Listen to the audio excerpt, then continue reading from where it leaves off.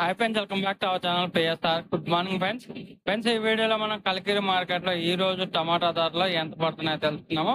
ఉదయం 6 గంటల వరకు జరిగిన యాక్షన్ ప్రకారం కలికిరి మార్కెట్ లో టమాటా ధర ఎంత పడుతుందో తెలుసుకున్నాం. ఈ రోజు డేట్ వచ్చేసి 26వ తారీఖు 8వ నెల 2024వ సంవత్సరం.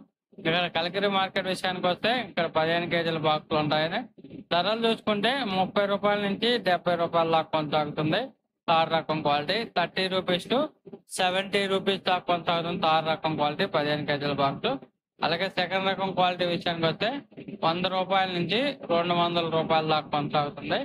100 రూపీస్ టు 200 రూపీస్ దాకా అయితే కొనసాగుతుంది సెకండ్ రకం క్వాలిటీ.